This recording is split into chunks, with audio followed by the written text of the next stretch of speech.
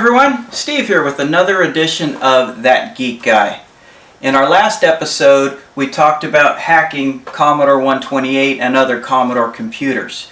In that particular episode, we were talking about hardware hacks. Jiffy DOS, the Servant, which was a menu-based screen that you could save some of the run commands, and so forth.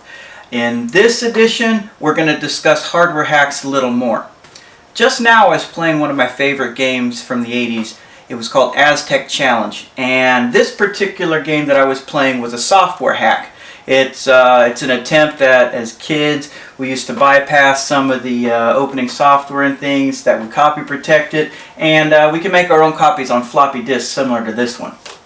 But in this episode, I am going to demonstrate what I discussed in our last show, and that is what I call the ultimate Commodore Computer Hack. And in this case, today, I'm going to demonstrate that. As we talked about earlier, we're working with the Commodore 128 computer here. We have a 1571 floppy drive. We have this hooked up to a modern day television set, in this case a flat screen LCD, high definition TV. You saw that we demonstrated playing games and so forth on it before, so I'm doing this in real time so you know that I'm not taking it away and swapping in a computer here. You saw all the hookups and everything. Just for a little idea here, we have some special characters. But what's so special about this hack is that with the keystroke, it now becomes a PC. We are actually running Microsoft Windows 7, a fully functional operating system for today's computing power on an old 1980s Commodore 128 computer. Floppy disks? No more. It's a hard drive built into here. I've replaced the drive lock switch with a power button here for easy access. As you can see on the screen here, it's Windows. I can minimize things. I could look at pictures. I can surf the web. I can do my homework on it. I can run the whole Microsoft Office suite. Okay, on the back of the system, you can see that it's a regular desktop computer.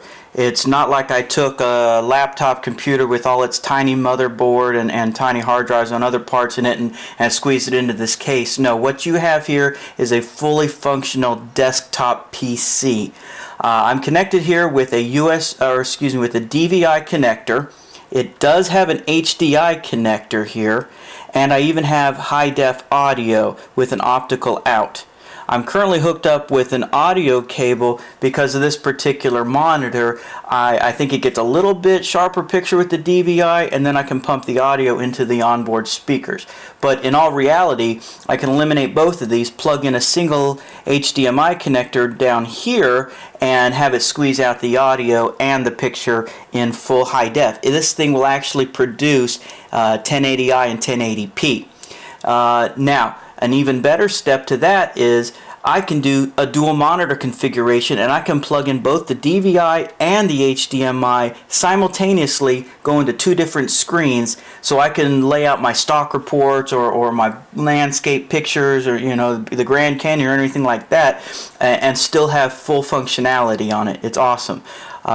These connectors right here, these brass threaded points here, are wireless end connectors. So there's actually antennas that can thread onto here, but this thing is so powerful that it's picking up my router upstairs even without the antennas connected. So that's how good it is. Speaking of networking, we do have a standard RJ45 connector here for hardwire connection as well. If you see here, I have my keyboard. It has an emulator board built into it. I'll talk more about that in another episode when we open this baby up. But I have a regular USB connector here, which you can see is plugged into the back of the computer. I have an old school mouse here. I went with this sort of faded, yellowing kind of old white Microsoft mouse to go with the amber looking case and the old style, because it seems like it's made to go together. But if I wanted to, I can plug in a wireless dongle there and have a free mouse. Speaking of wireless, one of the best features on this thing is Bluetooth. In all theory, I can get rid of this, and this, plug in a single HDMI, and I can go completely wireless, and that's all I would have would be the one connector on it.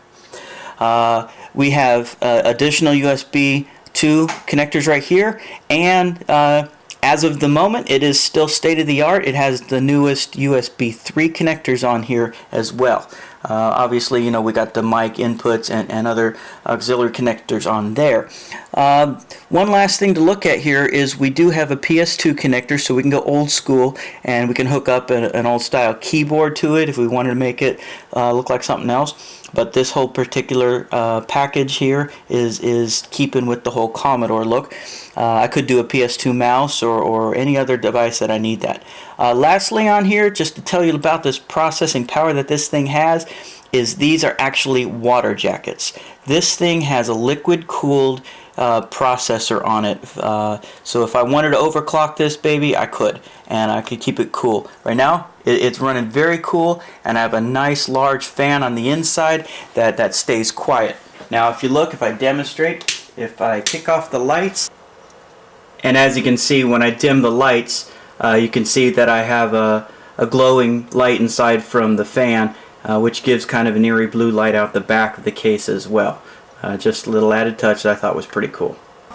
This is my hack. I appreciate you joining us, and I hope you stay tuned for another episode of That Geek Guy. Thank you.